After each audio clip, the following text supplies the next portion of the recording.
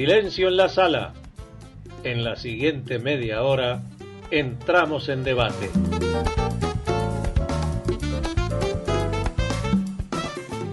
Hoy participan... Andrea Camarano va a conversar con Andrea Tuana de la organización El Paso.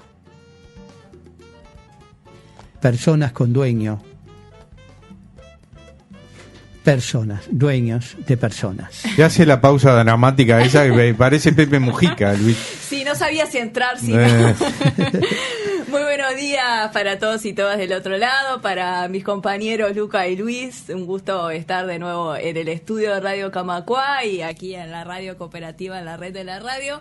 Como mencionaba Luis, hace algunos días se presentó el informe de la investigación Dueños de Personas, Personas con Dueño, que está enmarcada en el proyecto Uruguay Mira la Trata, que fue realizada por la ONG El Paso con el apoyo de la Unión Europea y la Universidad de la República, cuyo objetivo es promover la implementación de políticas públicas sobre la trata de personas en el país con enfoque de derechos humanos.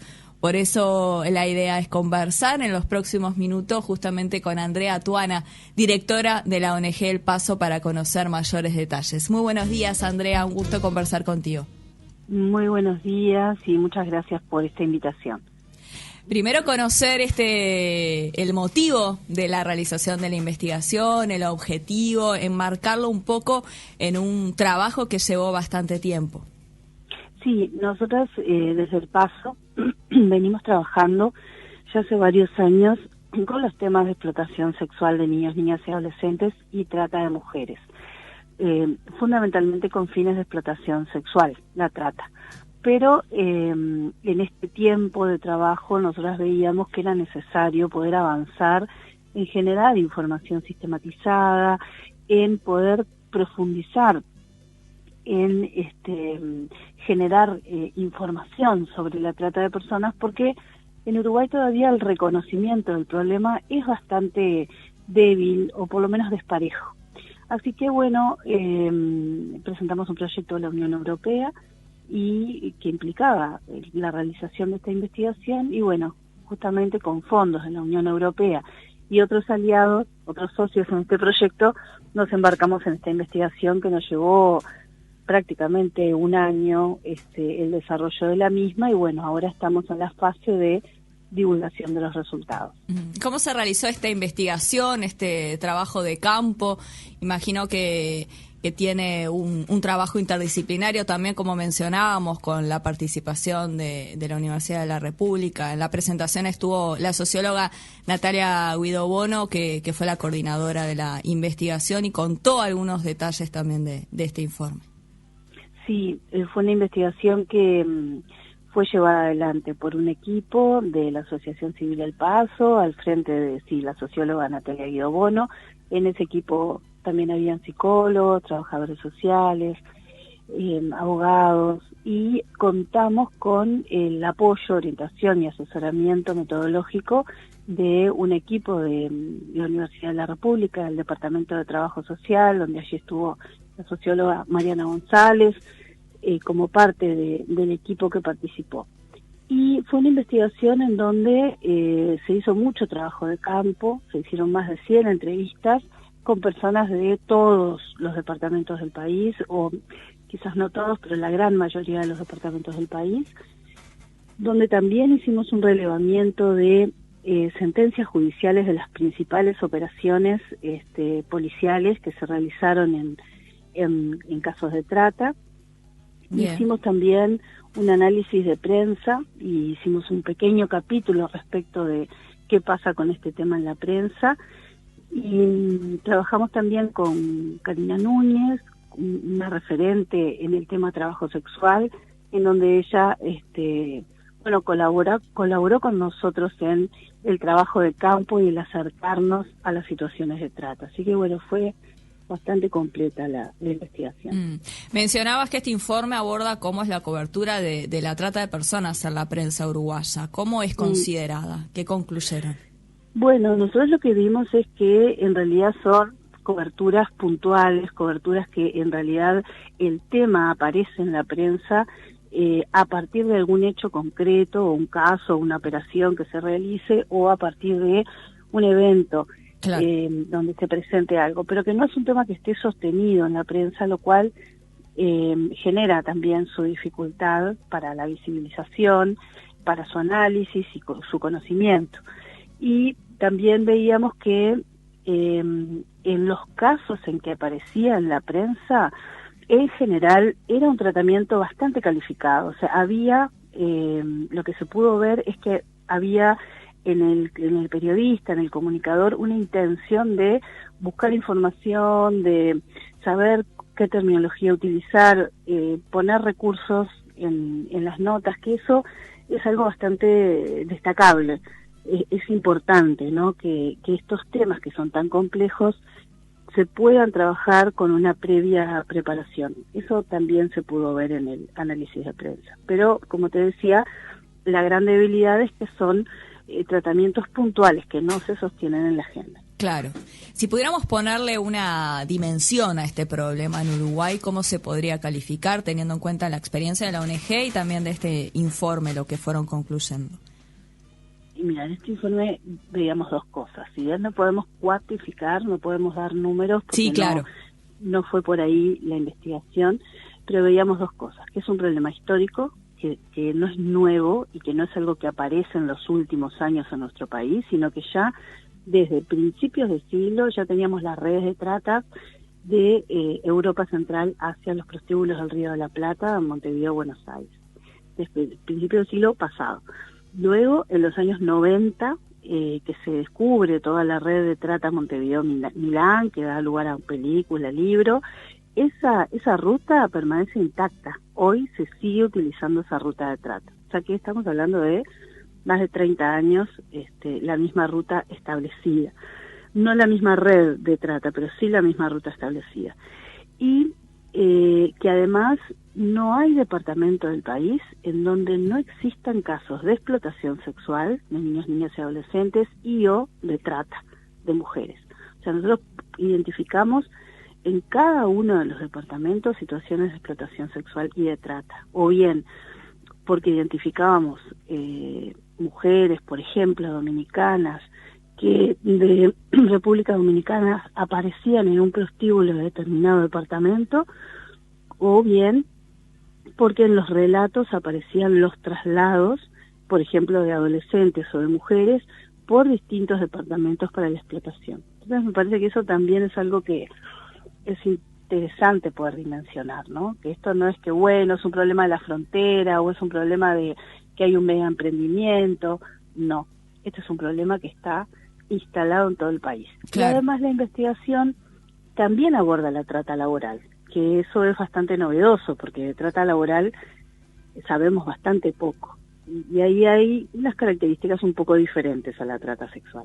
¿Cuáles son las características de la trata laboral, que es la forma más invisibilizada, como mencionabas? Sí, lo que más pudimos saber y profundizar es sobre la trata de mujeres con fines de trabajo doméstico. Eso lo pudimos identificar fundamentalmente en barrios o localidades dentro de Montevideo, Canelones y Maldonado, o sea, Punta del Este. Entonces ahí lo que nosotros veíamos era mujeres que eran captadas, sea por intermediarios, sean por las propias personas que las iban a buscar a los países de origen, Bolivia, Perú, y que eran sometidas a condiciones de esclavitud dentro de casas de alto poder adquisitivo, ¿no? Un poco lo que relataban algunas situaciones eran como estar transportándonos a la época colonial, ¿no? De la esclavitud, del servilismo. Eso a nivel de trata con fines domésticos. Incluso en algún departamento del interior también que identificamos, Río Negro y algún otro, veíamos agencias de colocación en donde desde el interior profundo del departamento se captaban mujeres o adolescentes para la trata con fines domésticos y se las enviaba hacia, estos otros lugares donde eran explotadas. Y luego después pudimos analizar un poco la trata en la construcción, en el sector agropecuario y en la pesca. En la pesca poco, algún análisis de prensa, algún caso concreto. En la construcción y en el sector agropecuario un poco más. Claro. La trata laboral en general no es visto como un delito y se aborda como un conflicto a nivel laboral. Por eso también ahí radica el problema mayor, según lo que mencionaban en el informe. Ese es el otro gran problema y es interesante que lo traigas porque en general se ve como un problema de leyes laborales, se denuncia en el Ministerio de Trabajo y se lauda en el Ministerio de Trabajo. Pero queda ahí. Totalmente invisibilizada la vulneración gravísima de derechos humanos. Sí, en general pasa eso. Bien. También en el informe se mencionaba algo muy interesante sobre nuestro país, que es un país de tránsito, de destino y de origen, pero en la investigación se revela que se ha convertido en un país de destino. ¿Por qué? ¿Cuáles son las características del Uruguay? Sí, eso es así. Quizás hace unos 10, 12 años atrás, nosotros veíamos que de Uruguay, si bien era un país de origen, tránsito y destino, no había tanta llegada de personas extranjeras en el volumen, ¿no? Que sí en los últimos 4 años ha estado sucediendo, quizás un poquito más, 6 años, desde el 2014. En el 2014 nosotros ahí vimos como un cambio en donde, bueno, empiezan a llegar estas nuevas corrientes migratorias, sobre todo del Caribe, y allí, por ejemplo, en el servicio de atención nuestro, nosotros gestionamos un servicio de atención para mujeres víctimas de trata en convenio con Instituto Nacional de las Mujeres. Nuestro servicio de atención, que antes el 80% de los casos que atendíamos eran mujeres uruguayas que habían sido captadas en Uruguay y llevadas a Europa para la explotación, el 80% de los casos eran de esas características. A partir del 2014 eso se invierte y el 80% de los casos que hoy estamos atendiendo son de mujeres extranjeras, dominicanas, que fundamentalmente, pero también hay algunas mujeres de Cuba, de Venezuela y de algunos otros países. Entonces, para nosotros eso, seguimos atendiendo a las mujeres uruguayas que son captadas y llevadas a Europa a la explotación y luego retornadas.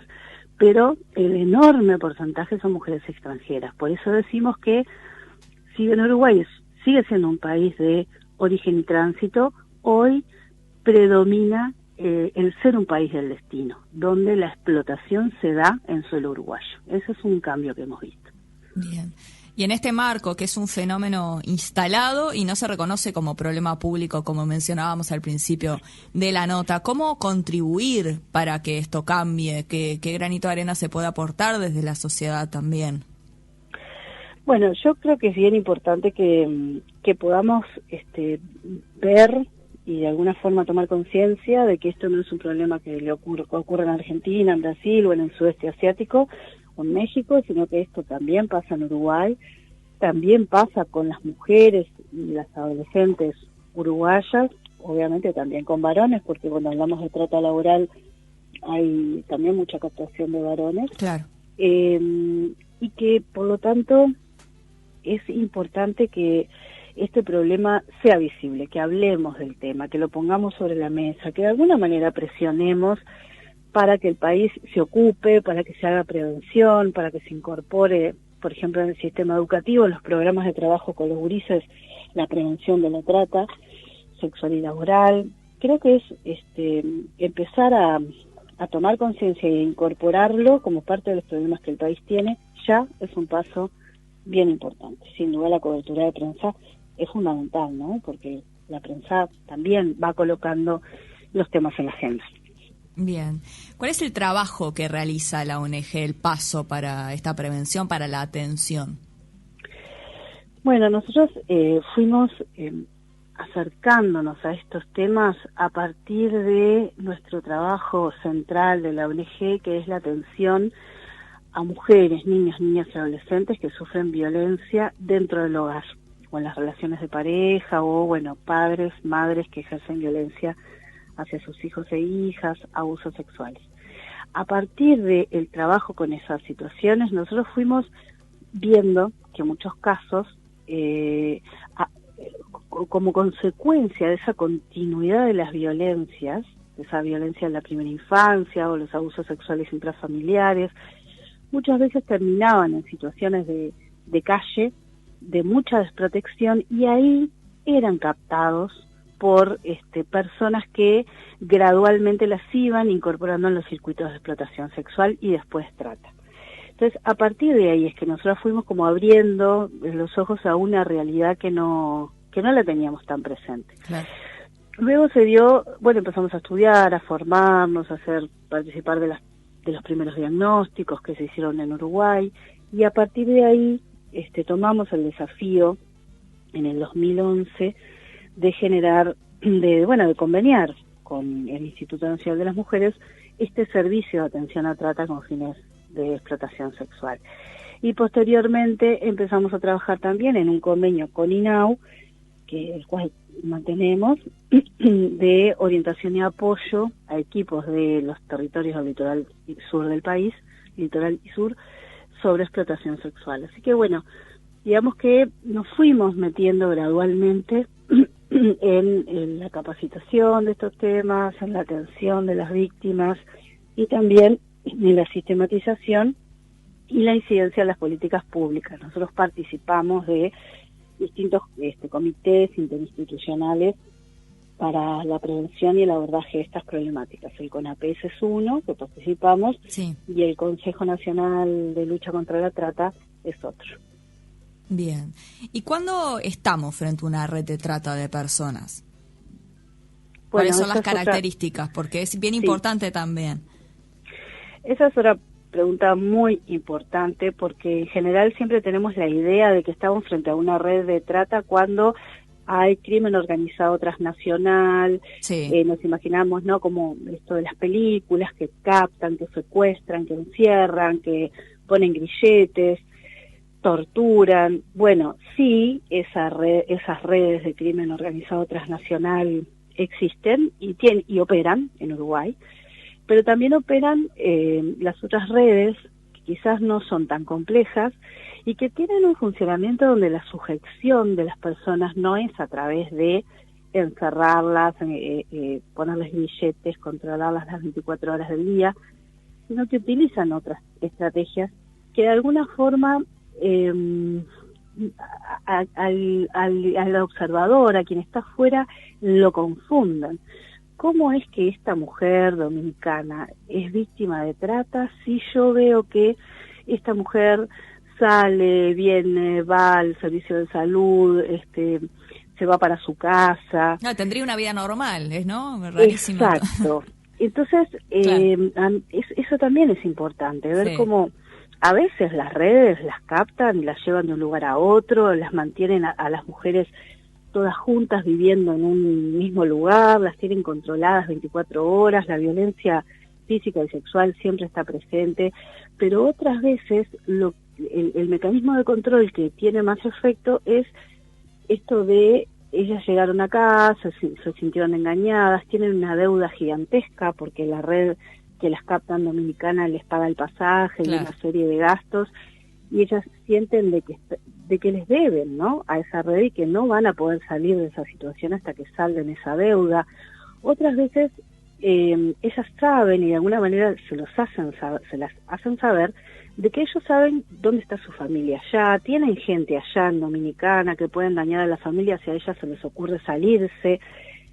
Otras veces también las hacen cometer delitos, entonces traficar droga, porque también las redes, ¿no?, además de la trata de personas, muchas veces también están en el negocio del narcotráfico o del tráfico de armas, y entonces las amenazan de que si ellas en algún momento pretenden escapar o buscar ayuda, las van a denunciar a ellas y van a terminar presas. O sea, las redes tienen una multiplicidad de mecanismos de control que no necesariamente implica esto de estar encerradas y engrilletadas, y eso a la gente le genera mucha duda respecto, ¿esta será o no será una víctima? Entonces, estamos frente a una red cuando más de 2 personas se organizan para explotar sexualmente, y a veces esa red tiene intermediarios que no necesariamente saben toda la cadena. Entonces tienen de repente un taxista que es el que traslada, ¿no? La lleva a la mujer de esta localidad a esta otra, a veces la cruza la frontera y la deja ahí y después la va a buscar. Entonces ese taximetrista sabe que ahí hay algo, pero no necesariamente es parte integrante de todo el proceso, ¿no? Eso también hace más difícil que se pueda ver como todo lo que es el proceso de trata y las etapas de la trata. Bien. Por último, Andrea, volvemos como al principio, al objetivo de estos informes, de este informe y esta investigación. ¿Por qué es importante abordar este tema de manera integral como problema social desde una perspectiva de género y de derechos humanos? ¿Y cómo van a seguir avanzando en la visibilización de estos resultados? Bueno, yo creo que esa es de las, digamos, de los objetivos principales de esta investigación, poder poner sobre la mesa que no estamos hablando de un problema de seguridad en el sentido migratorio, porque muchos países ven a la trata como un problema migratorio, como un problema de la seguridad de las fronteras. En realidad, nosotros acá estamos hablando de un problema gravísimo de derechos humanos, donde la persona es cosificada, explotada, donde se le vulneran todos sus derechos y donde los factores de género obviamente tienen un peso muy importante a la hora de la captación. Estamos hablando de proveer un mercado sexual, cuando hablamos de trata sexual, ¿no? ¿Qué es lo que hace la red? Bueno, la red capta personas para proveer a una demanda de servicios sexuales. Entonces, sin lugar a dudas, los aspectos de género ahí tienen un rol central y es muy importante que podamos trabajar en los factores estructurales para prevenir la trata. ¿Cómo hacemos para prevenir la trata? Más allá de las acciones de persecución del delito, las acciones de fortalecimiento de las fuerzas de seguridad y del sistema de justicia persiguiendo a los tratantes, tenemos que trabajar en los factores estructurales que hacen de que existan mercados sexuales donde justamente lo que se quiera consumir y se demande, por ejemplo, son adolescentes, y ahí tenemos todo lo que es Operación Océano y todos los casos que hemos podido ver. Si bien Océano en principio no sería una red de trata, pero sí nos muestra la demanda de claro, sin cliente no hay trata, es lo que se dice siempre. Exacto, justamente. Sin clientes no hay trata y eso es lo que tenemos que trabajar. Y los factores estructurales ligados a la pobreza. Sí. Es verdad que también se captan mujeres o adolescentes de distintos sectores socioeconómicos, pero las que están más expuestas siempre son las gurisas que están más desprotegidas, con más problemáticas socioeconómicas, todo lo que es la violencia de género también, ¿no? Son aspectos que van generando mayor vulnerabilidad para que luego terminen captadas por redes de trata. Sobre todos esos aspectos hay que trabajar a nivel de la prevención y la transformación. Perfecto. ¿Dónde podemos encontrar esta investigación Dueños de Personas, Personas con Dueños? Bueno, a partir de la semana que viene, nosotros, o quizás mañana ya, pero para más seguridad a partir de la semana que viene, nosotros vamos a estar ya subiendo el PDF a todas nuestras redes sociales, en el Facebook del Paso, en el Twitter y en nuestra página web. Y aquellas personas que les interese tener una versión impresa de la investigación nos pueden escribir a nuestro mail, ahí entran a la página y tienen todas las formas de contacto, nos pueden escribir y solicitar un ejemplar impreso. Nosotras estamos ahora organizando toda la distribución a distintas instituciones, referentes, medios de comunicación y también a la población en general. Es un material que no se vende, que es de distribución gratuita, pero tiene una determinada cantidad de impresiones limitadas, por eso vamos a hacer una distribución, pero se nos puede solicitar a través del mail. Bien, muchísimas gracias Andrea Tuana, directora de la ONG El Paso. Estuvimos conversando sobre la investigación Dueños de Personas, Personas con Dueños, para investigación sobre la trata con fines de explotación sexual y laboral en Uruguay. Muchas gracias. Muchas gracias a ustedes, un placer. Y yo me reencuentro el próximo miércoles a las 9 de la mañana. Que tengan una buena jornada. Nuestra radio está otra vez en el aire, está otra vez con ustedes, y porque es de ustedes, no podrá ser silenciada jamás.